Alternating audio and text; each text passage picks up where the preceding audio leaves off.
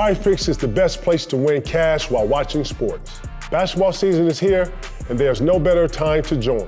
Man, the app is really easy to use. You just create a lineup, and all you have to do is pick more or less on a few player stats. PrizePicks is in more than 40 states, including California, Texas, and Georgia.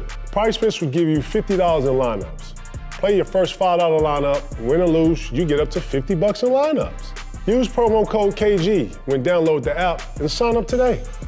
Link and more is in the description. Follow me on PrizePicks at Kevin Garnett and check out my picks. PrizePicks, it's good to be right. Yes, sir.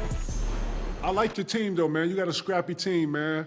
You got a scrappy team. Before the big fella went down, man, I thought you had all the parts you need to be successful. Give a shit if somebody in D2, D4, with the way the portal works and how talent is sporadic anyways, man, and so sporadic in different parts of the world. You can play somebody who got some game in D2, D3, and you wouldn't even know it. You know what I'm saying? Yeah, for sure. For sure. And we got a really athletic team. The way I want them to play is get in the passing lanes and get out in the open court and use our athleticism, have the defense on their heels and play. But you get in these situations where it's like, why let your man catch the ball? The guy's looking to pass it to your guy. He's looking dead at you to pass it.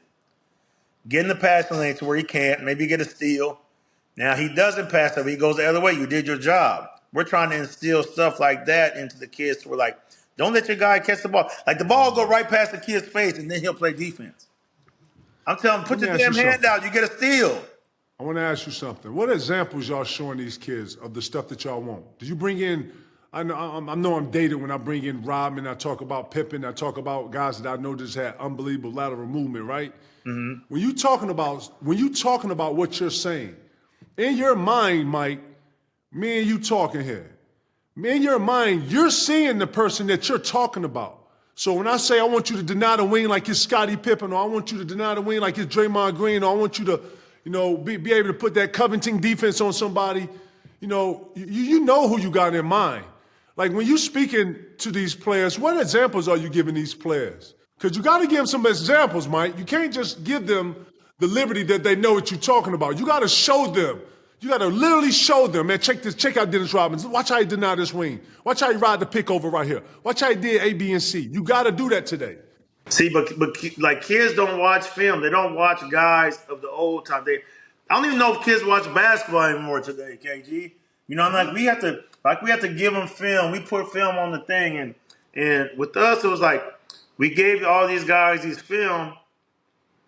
We got playbooks, KG, to where it's like, you got to walk it runs the play for you. No, man, you got to walk these kids through it. KG, these are our kids. These are kids that didn't want to get whooped. We didn't whoop these kids.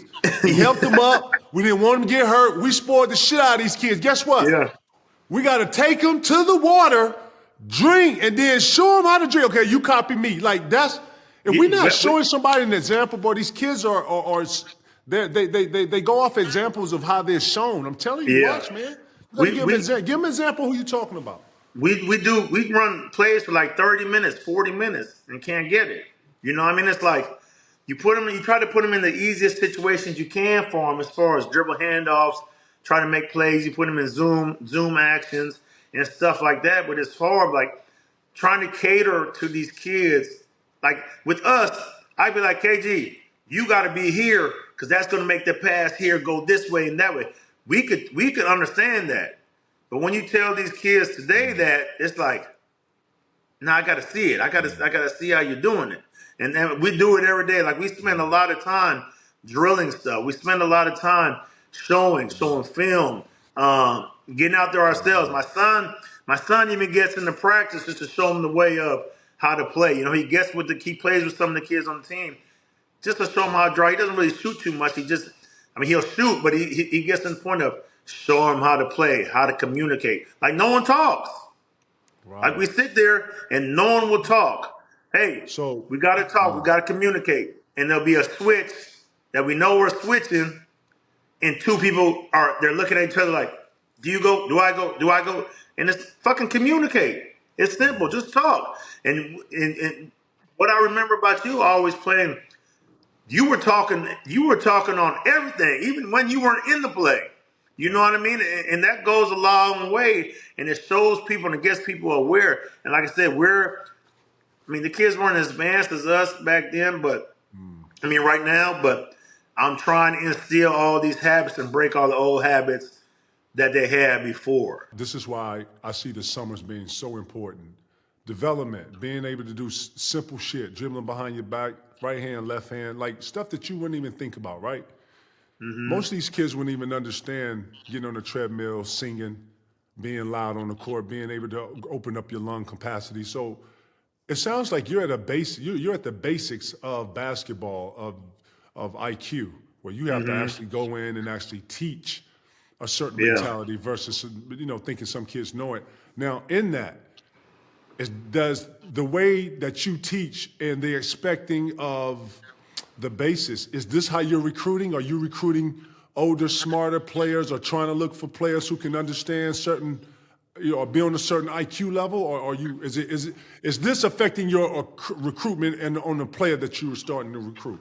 No, see, because with us, we started the recruitment situation kind of late because they hired me a little late, and I got to see film. So a lot of guys I have are from just watching film.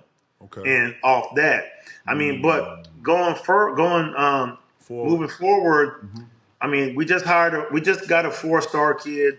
That's first time in school history a 4-star kid has signed with the school, and it was my pick. Like, I went and watched this kid play at EYBL, and there was probably 2 or 3 kids at EYBL. EYBL was like, I need that kid, and he was one of those kids, and you could see it in them when you watch them play.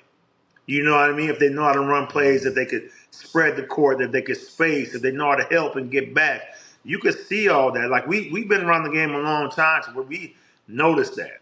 And people that are going to catch it. I don't want to see a guy that's just going to go out there and dunk. I want a tough guy. I want a kid that don't care if he break his nose going in there for the rebound or diving on the floor. That's the type of kid I want. All the finesse stuff is good, but I want a kid that's tough, that knows how to play, and is smart. That's the kids that we're going for.